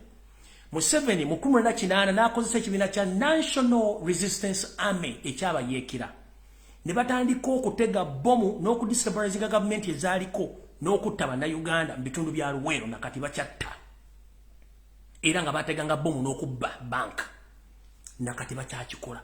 Mu 1900 oba 2000 Museveni y'omu akozesa ebibiina bino wammanga kubanga yamanya bw'ataba na bibiina bino tagenda kukola ne yeeterawo ISO ekitali mu mateeka, SEMO tekiri mu mateeka ne SFC tekiri mu mateeka. Bino ebibiina bino ebisatu bye by'abatujju. These three organizations, they are not anywhere in the constitution, but they feed on the taxpayers' money, and their duties is to stabilize Uganda so that Museveni can stay in power for long. And they are the responsible for the bombing of Uganda, or the bombing of the capital city. Not Al-Shabaab, not ADF. Remember, ADF also is owned by Museveni, and it's a registered entry in his mustard seed book of camouflaging. Is the one behind Connie Joseph, who terrorized the northern Uganda almost for 25 years. He's behind the late Alice Lakwena, who is not known, even his siblings or his family. They're nowhere to be seen. So don't joke with this gentleman. He's good at camouflaging. So all those bombs which exploded in Kampala and the other suburbs of Kampala, don't be fooled and don't be like Museveni is behind of those bombs through using his own manufacturing entities, that is the International Security Organization, ISO, CMY, and SFC. There is nowhere in the world a terrorist can move with identification. There is no anywhere in the world a terrorist can come and explode the bomb in the open space. Nowhere. Uganda, as a country, and in particular in Kampala, the capital city, is among the crowded cities in Eastern Central Africa. How dare you say that the terrorists went to the open spaces at the Kampala police station and the Parliament Avenue? How dare you lie to people? Tulina tax park, tulina malls, tulina ebisabo by'omupiira, tulina buli kimu n'ogamba omusajja yagenze n'akuba ku CPS nga n'abe kugamba. People stop being fooled. Kati okulaga nti bano abasajja bafu. Mbabuulidde omusajja agent eyafiira mu boom amanya ge ye agaba Anthony, force number eri 33340. Eyo entandikwa ya bomu. Kati bw'omanga ono agent yatukira mu bus. Bamutta supervisor yamutta ate kati bano. Nyenze mu maaso.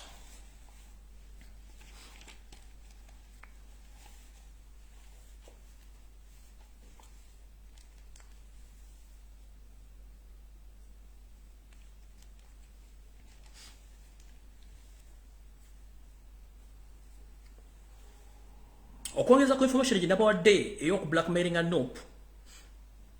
Waliwo power struggle mu State House wetwogerera essaawa zino. Ye ng'omuntu ayagala kivaamu naye atasobola kivaamu. Muhoozi abantu bamwagala. Oli omutunzi w'ebiwolo n'ebibumba abantu bamwagala kati waliwo obuzibu. Naye nga ye agamba Muhoozi alina okufuga eggwanga kitajja kusoboka. M23 nayo ente ya Museveni era naye teralizinga Congo ku ssente z'omuwa omusolo. Wetwogerera essaawa zino nabagambye nti bano abasajja batwala ataza nupo omuli obukofiira uniform weapon ne identification already ziri Congo. Nkiddamu uniform za nupu omuli obukofiira ne kadi ziri Congo ate nga nsayiningeko omukono gwa Robert Kyagulanyi Center. Bwe munaawulira nti bakutta abantu abasiraamu nga babasse era batadde ku international medias nga abaplays nti Kyagulanyi abadde abafandinga n'ebintu ebyo bino mutegere butegeezi kye kigenda mu maaso era mukitegere bulungi nnyo. Enanga ne bano temuddamu kulimba ggwanga musirike busirisi kubanga kye mukola kya bulabe nnyo. Eggwanga mulifudde ekizibu abasiramu bafuukidde olukokobe ate nga mulowooza nti ensi tebalaba, ensi ebalaba. Ebintu bino sasa dakika 13 nduddewo nnyo ndoza nja kubaddira olulala mbawo information edda kati right now njagala kukola kye tuyita summary bw'obufunze. Amawulire amala nja gabba olunaku lwa kuba saagala gaba wamangi. Ekisookera ddala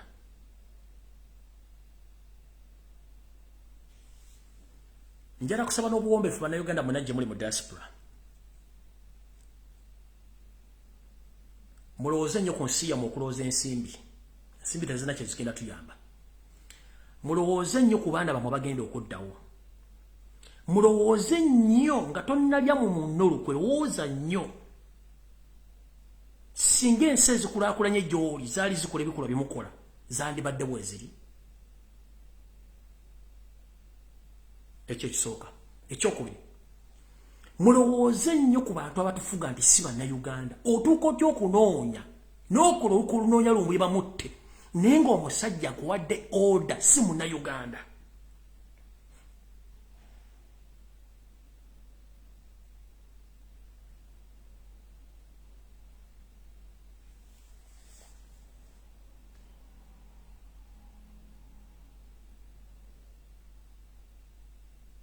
Ne mugenda mutunde ensi abantu basatu. Mwagenda e China ng'ensi eraba. Parliament mugitegeezezza. Museveni wayiika Windows. N'ogenda e China osayininga endagaano nga Parliament temanyi. Tomanyi lu China. This is to remind you. Mujjukire mbazzayo katono flashback. China ng'etandikiriza okwagala okutumaamiramu amagi. Yasooka negamba nti esindise eyaliko Chief Justice wa Uganda Batika Atulebe mututte China emuwadde omulimu okubeera omu ku beebuzibwako mu mateeka. Kumbe ono yali agenze kutunula mu ndagaano ensi Uganda engeri gye bagenda gitundamu n'okuba nti y'omu ku bagenda okuba nga bayimira wakati wa China ne Uganda. Batika Atulebe mujjukire bulungi mwenna abalina obwongo. Batika Atulebe kyamutwala China kwali kukola bintu bya Museveni bino. Era akyaliyo, if I'm not mistaken, mukujo nga yakoma mu Uganda. Olugero gye lutandikira. Oyo bwamala ogenda.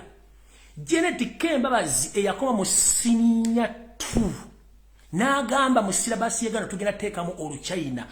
Kino kye baakola okuteeka Oluchina mu silabasi baali batupreparinga nti ensi bagenda gitwala batwagiguza naye okubayambako kutambuza ebintu byabwe. Bannayuganda balina okusoma Oluchina. Njala kubuuza Janet Kembabazi.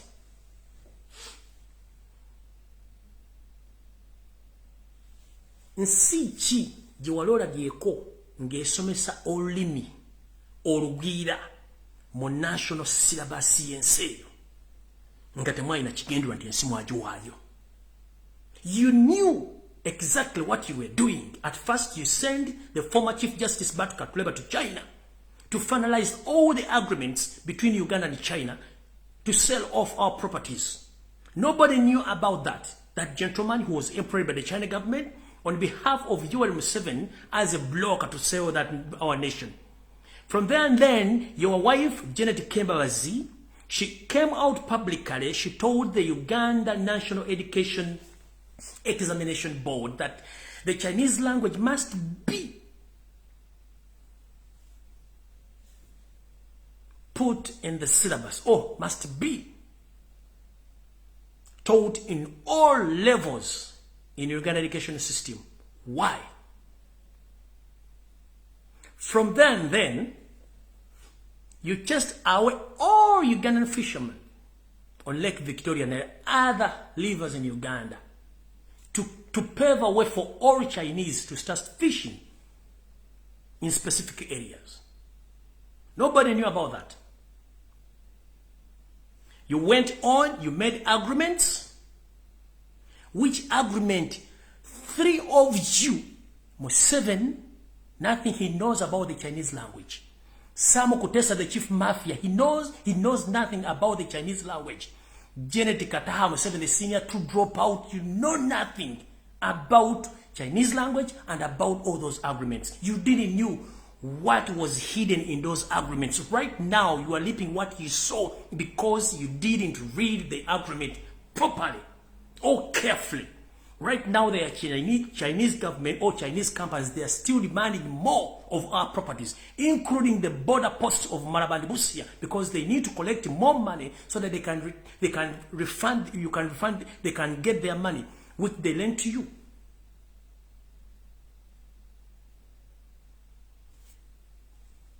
To prove you that Museveni, you were a good liar and a good camouflage, you went on telling the Chinese embassy and the Chinese government to write a document which clarifies that they are not the one in control of Entebbe International Airport. And you published that document on national medias in Uganda. It was a big lie. Entebbe Airport was sold off or was taken by the Chinese in the disguise of pretend that we don't know. We know. Kayunga soon is going. Maraba Post is going. Busia Post is going, and the other parts or other financial sectors are still going to be handed to Chinese government. That's the reason. That's the reason as why your wife told the Minister of Education that all Ugandans must study the Chinese language, because he knew that as time goes on, the Chinese, they will take over the country. But if we can ask,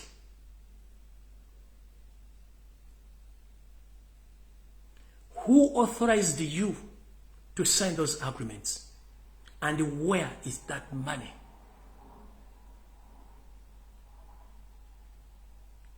Njala kubuuza Matayo Kasaija oba Matia Kashaija ajja mu parliament n'ali kusinika ebinnyo. Mbwe economy ya Uganda eri stable nga bw'ojja oyogera.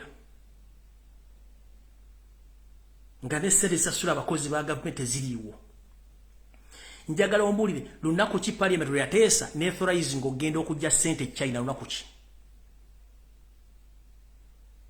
In the courts of justice, twalonda Robert Kyagulanyi Ssentamu ng'omukulembeze w'eggwanga, results ezaava mu bulutuzirina. Mmwe abaasayininga eddagaano ezo mwazisayininga mu bukyamu kubanga temuli bakulembeze balonde. So endagaano ezo mwazisayininga mu bukyamu, ssente mujja zisasulanga mmwe kenyini. Era mmwe Abachina, this is to inform the Chinese government, please. You made a mistake to lend Museveni money as an individual because we had election at the beginning of this year. We Ugandans elected Robert Kyagulanyi Ssentamu as our next president. So whatever agreement you agreed between you and Museveni is narrow and void. We have all the results of the previous election that Robert Kyagulanyi Ssentamu is the president of Uganda. If you have those documents without any sign of Robert Kyagulanyi Ssentamu on those loans, mani yani miye kubanga tujja genda mu koti tuuze akachiko ku byokulonda liye wangu na Robert Kyagulanyi Ssentamu Museveni ya signing ngani, sente zatwala zitwala ngani.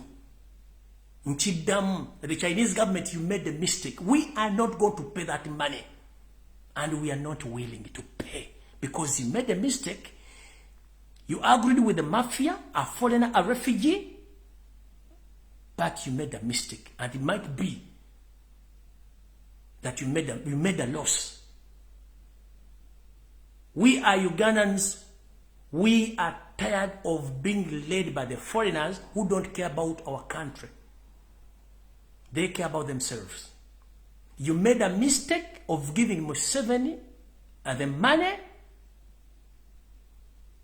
because he's not the eligible president of the Republic of Uganda. The eligible president of Uganda is Robert Kyagulanyi Ssentamu. It is on the record. We shall go to the courts of law after the fall of that government and you will answer the questions. The end of the day, each and every loan you gave or you lent to Museveni as a person, you regret the day you signed those agreements. For us, we are not accepting that fully.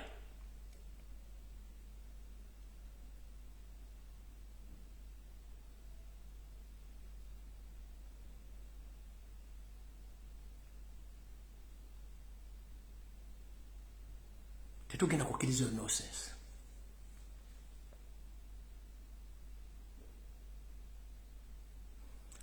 Ngamaliza Abantu abazanya katemba ne Museveni mu bintu ebyo byokwerinda n'ebintu by'obulamu lekeraawo. Bannabyabufuzi. Kirabeka bannabyabufuzi abantu abalona mwavaako mwagenda kukiikira bitundu byammwe bya kyama. Bame ba parliament abali mu Uganda enamba esinga obungi mwagenda kukiikira bitundu byammwe bya byama so si balonzi bammwe. Bwe mufuna ssente mugenda mu lodge, mugenda mu ziwoteri kugula mamotoka na kuchakaza bakazi bammwe so si banna Uganda. Wetwogerere sawa zino enamba esinga obungi bame ba parliament tebasobola kuva wadde okwadressinga ensobi ezigenda maaso mu ggwanga. Njagala muve mu wakane temwagenda kukiikira bitundu byammwe bya kyama. Let me change this statement to English. 80% of all elected members of parliaments in Ugandan parliament, they have forgotten that they were elected by the people or their voters. They went there to represent their private parts, and they are enjoying the taxpayers' money. There are so many lot of catastrophes which are taking place in Uganda, but nobody is talking because they were paid to keep quiet. You went there to present your private parts, and you are enjoying right now. There are so many Ugandans who are rotting in jail. The judicial system is corrupt. Police is corrupt. Everyone is corrupt to the extent that Museveni he had reached to the extent of corrupting even families of those whom he had killed. As we speak right now, the late Sheikh Chirev, his entire family is suffering in torture chambers. And the man is busy placing the family to accept that Sheikh Chirev was a rebel leader and is affiliated to NUP. His young daughters, they were all left in those torture chambers, and I was informed.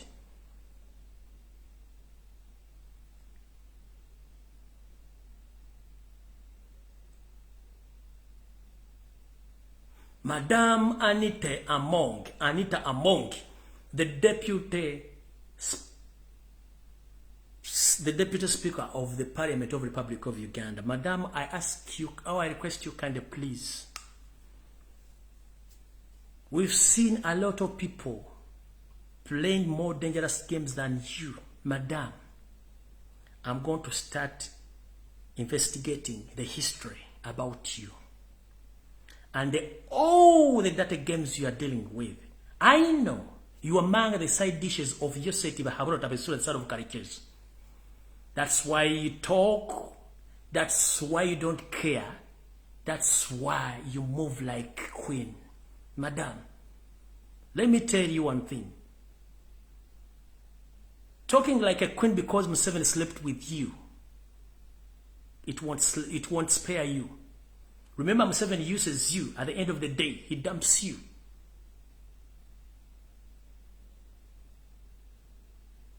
As we speak right now, you are a game changer, I know. You are doing a lot of atrocities. You are financing a lot of dangerous games in Kampala in Uganda. Recently witnessed during the campaign times, we were given a lot of money, in billions, and you display that money in the other part of Uganda, in your constituency. Right now, you are the one who meets all those people who are going to play data games in Uganda. Because at one time, or you're still sleeping with Museveni, I don't know, but the information which I have that you are among the side dishes of Museveni. You are using your private parts to terrorize Ugandans because Museveni knows you, that you are so sweet. Nyabo, we've seen a lot. We've seen a lot and we suffered a lot. How many knickers do you put on when you're coming to the parliament? How many dresses you put on when you're coming? You put on when you're coming to the parliament? Just one. Be very careful.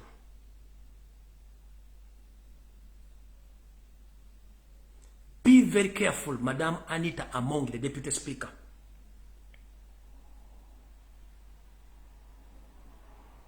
We know that a big number of all MPs, they went there to enjoy, to satisfy their private parts, not to represent Ugandans who voted them. But this is the last warning. Ugandans are watching. And this message is dedicated to all NUP MPs who were bribed to keep quiet. Voters are watching.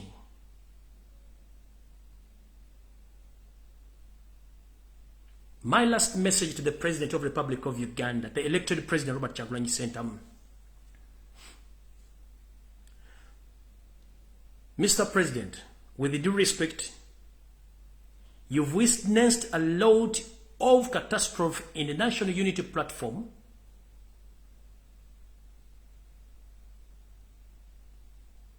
Home and away. So many people betrayed you, including the MPs, betrayed you.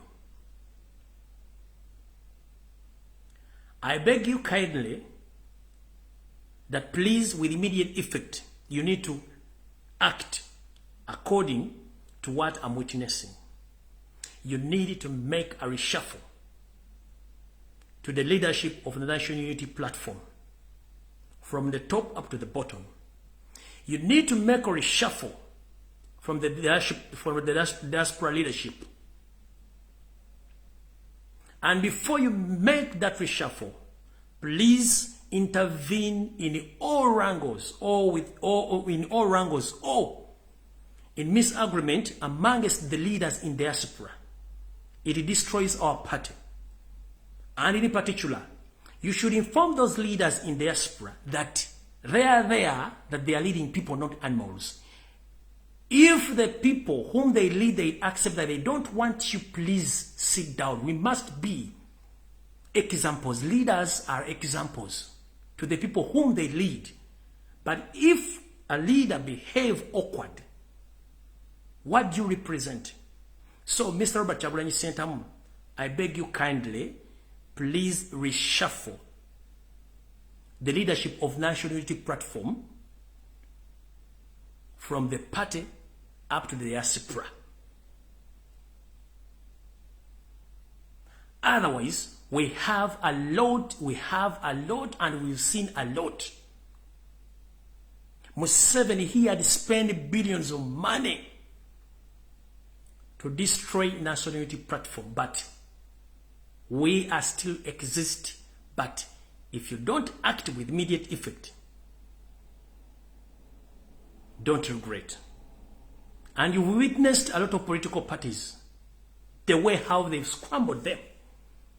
So we don't want to be there witnessing the scramble of National Unity Platform. You need to act with immediate effect. And you too, you must listen to the request, or to the cry of your supporters worldwide. Leaders, they ever listen to the people they lead. And you should allow people to approach you or to reach you, because they have a lot of information. The moment you hide yourself from those people, that means you will not get information from the people whom you lead. Please, Mr. President Robert Kyagulanyi Ssentamu, you need to reshuffle NUP. You need to reshuffle NUP, and you need to reshuffle the diaspora leadership with immediate effect, because the thing is rotting, and it's still rotting.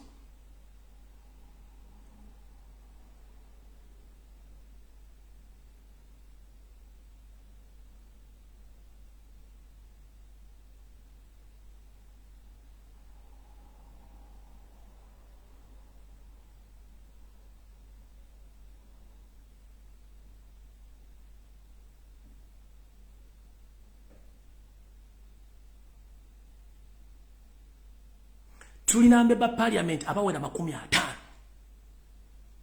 Essaawa zino bandibadde bawandiika dda mu bitongole by'ensi yonna ng'abaana baffe bonna abavundira mu makomera baavaayo dda. No one is caring about those people. Nze I got a chance, mwanwanira baasobola naye eri abaana batamanyikiddwa. This is what I'm talking about. There are so many unknown people who are suffering. But these members of parliament, they are quiet. And there are some people who are rotting in the jail who are there, helping them, placing, looking for votes, who made campaign for them to be where they are right now, but they are quiet. Please, Mr. President, kusaba n'obuwombeefu ekibiina kya National Unity Platform kisaana kuddamu kuyuwa. Obukulembeze bwonna buyuwe. Bw'omala obuyuwa odde mu diaspora naye ojeere. Bw'omala ojjeera kitegeeza Museveni oba omukubi omuggo.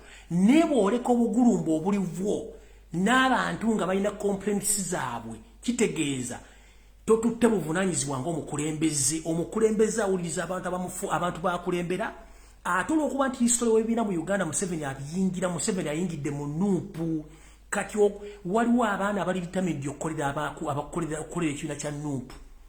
Nze kyova olaba nabagamba sina kifo kye njagala mu bukulembeze bwonna kubanga ebigambo bye njogera bimala okurepresentinga abantu bonna mu nsi yonna mu Uganda yonna seetaaga kintu kirala kyonna. Obuwangazi bwa nuupu ye decision making ya Robert Kyagulanyi Ssentamu. Okusanawo kwa nuupu ye delay of making a decision. Nkiddamu. Obuwangazi bwa nuupu ye decision ya Robert Kyagulanyi Ssentamu gy'alina okukola. Okusanawo kwa nuupu kwe kulwawo okuteeka ebisalwawo mu nkola mu kibiina kya nuupu. Linda Kiggweeyo afumita mukira ataala okutambulira ku sibira y'amenvu. Saagala tudde mu ssenga vanga vuddemu ebyokulabirako bingi. Ekibiina ebibiina byonna ebibaddewo byonna bifa kintu kyekimu Museveni yabiyingiramu kati ngaffe abaliwo basobola okugenda tukubuulira amazima gakaawa ekibiina ddamu okiwe olonde obukulembeze obujja abantu bagenda kufuna ebibasiza n'okutegeera ki ekigenda mu maaso. Right now, we don't know where we are heading because all the MPs, they betrayed us. They betrayed the voters. They are there in parliament enjoying, satisfying their their private parts. They are there satisfying their sexual or their private parts. They don't care about the voters. They don't care.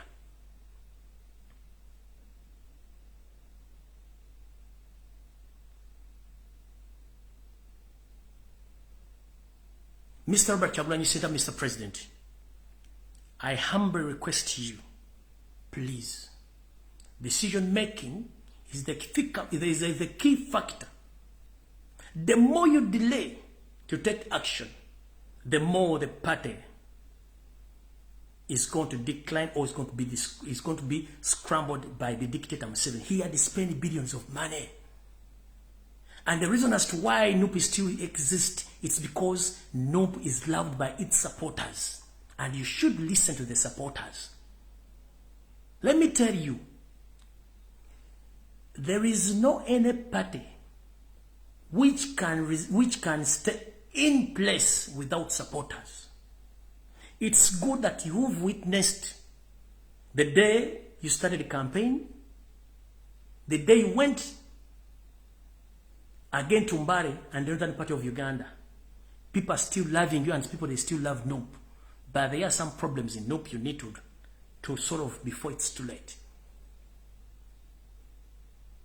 Mr. President, thank you very much to listen to me. And I thank all Ugandans for loving me and fighting for my rights. And I myself am committed that I will still do exactly what I'm doing to pay you back. Where will I be without you? Thank you very much. May God bless Ugandans. Stay blessed. I'm not fighting anyone, and I will not blame anyone. Even though some of them, they betrayed me, I don't care. I just keep on saying that you are not the problem. The problem is Museveni, who infiltrates you, who changed your minds from the real reality to dark side. But you should reset your mind before it's too late. We are all Ugandans. This man soon is going. We are going to stay together. no matter what. Soon Museveni is leaving the country. We Ugandans, we are going to stay there as Ugandans. There is no need of fighting each other. There is no need of blackmailing each other. There is no need of betraying each other. Although we have misunderstanding, but ever we must sit and we resolve these problems. Museveni is the problem of Uganda, not Robert Kyagulanyi, not me. We elected member of parliament to help us, but they have betrayed us. The man whom we fighting to get out of the country is organized. We must be organized too. If we divide ourselves, that means it's like we are supporting Museveni. The more we fight each other, it's like we are supporting Museveni. The man is in power for 36 years. Aina sente, alina mundu, alina makomera, alina buli kimu. Fabalwana abagalo mujja kati nga twelwanyisa tulina ki. We must come together to dissolve the problems of the differences of faith ate tufune ensonyi. Message esembayo. Abakulembeze ba Nupu mufune ku nsonyi. Twagala kubeera kyakulabirako ekisinga ebiina ebirala. Nti omukulembeze bw'ofuna ensonyi kitegeeza b'okulembera bagenda kutegeera nti oli mukulembeze. Ensi ezikulaakulana omuntu bamukomplainingako odde ebbali abalala ne batekinga over. And so many times people in developed countries, leaders, if their supporters or the people who elected them, they complain about them, they resign and they step aside and others takes over. But in Uganda, someone makes a mistake, he doesn't want to be informed that please you made the mistake. No. The only thing they do is just to make sure that he or she divides those people so that they can stay on. That system must stop, please. We must behave like mature people. I know mistakes are for human, but we must reserve and we must respect each other. Kino kibagamba. Akulembeze mwenna muwulire ku nsonyi. Bwe bagamba nti kino kikyamu kitegere kikyamu ate uliza akugambye. Ate bwe tutafuna kuswala kijja sigala nga twelwanyisa. Gwe tulwanyisa atudde. Ffe bamulwanyisa ate tweyuzaamu tebikola. Tulina kusigala nga tulwamu. Kyenvudde mbagambe sina gwe ngenda kuvuma kulwana oba kwogera mafuukule. It's up to them. Njagala ensi yange, njagala bannayuganda. Bambeereddewo nange no babeererawo. Ate kino nkikugamba Museveni. Njagala okiwulire. Era kino njagala kigamba bannayuganda nga nfundikira. Katonda antaddewo okubeerawo yajja okunkuuma. Olunaku lwali yagala okuntwala ajja kuntwala. Sigenda kutirira nsi yange. This is my constitutional right to speak the truth. You've been lying to Ugandans almost for 50 years. You've been camouflaging. Nobody knew you. We are in the country. Even the people you lead, they don't know the real you. Recently, when I forced you, you came out. You tell the nation the true names of you that you are Tibahabulwa. How dare you? For almost 36 years, nobody knew your real names, that you were Tibahabulwa. And the people, all Ugandans kept quiet. Omusajja Tibahabulwa. So that means that omusajja atufuga tetumumanyi. Museveni is the problem of Uganda, not Robert Kyagulanyi Ssentamu, not me. Me, I'm not a problem. So tebakusindika kujja kumbega, I'm not a problem. Tebakusindika kuwa butajja buwa lumbi, I'm not the problem. Tondi amuluku, I'm not the problem. Museveni is the problem. Museveni wakuwa butwango jabumpa budize bumuwe, buwo mwane buwo muzukuru, so sinze. I'm not the problem because I'm speaking the truth. If you are sent to spy on me, if you are sent to kill me, please, I'm not the problem. The problem is Museveni. If you want to witness, let Museveni die. Even for 30 minutes, you witness that I'm not the problem. Siri kizibu jamuli. Ekizibu ya Museveni. Robert Kyagulanyi si kizibu kyammwe. Ekizibu ya Museveni.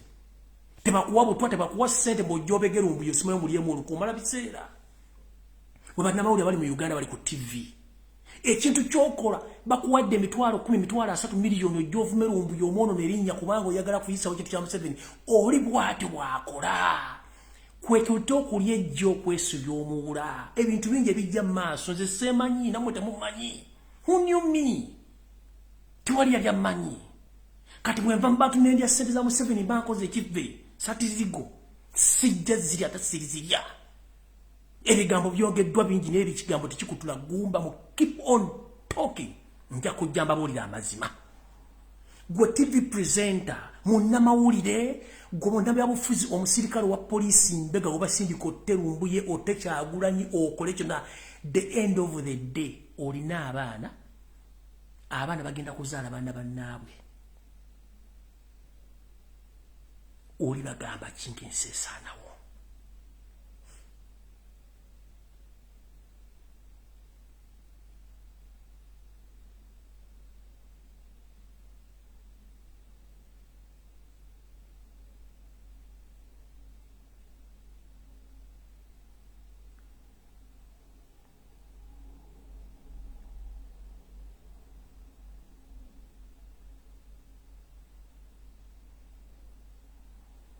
Nchibabulide open gokuba sindise mu mutake ojonzi tompo butuwa you are wasting a lot of time.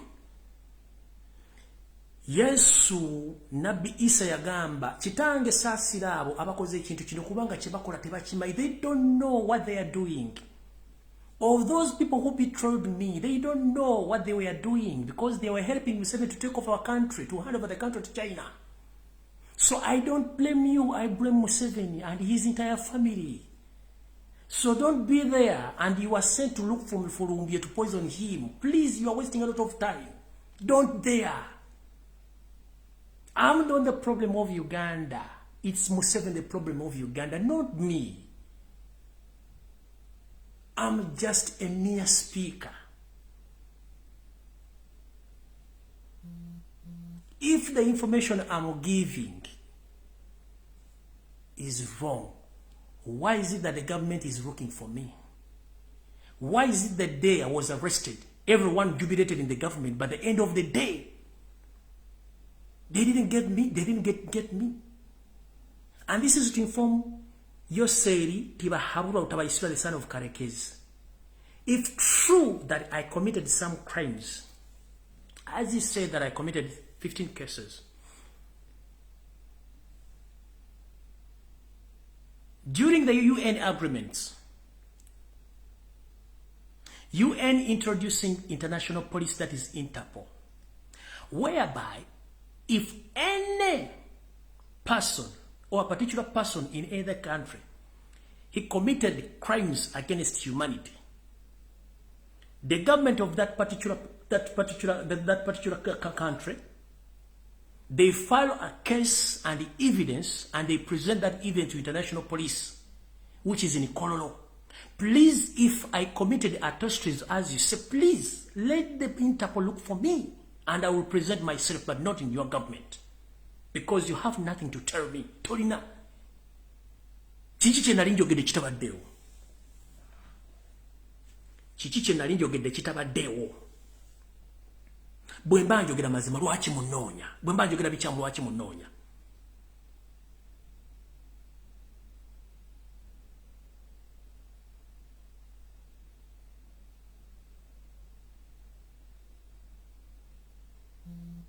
Bwemba njogera mazima lwaki munonya.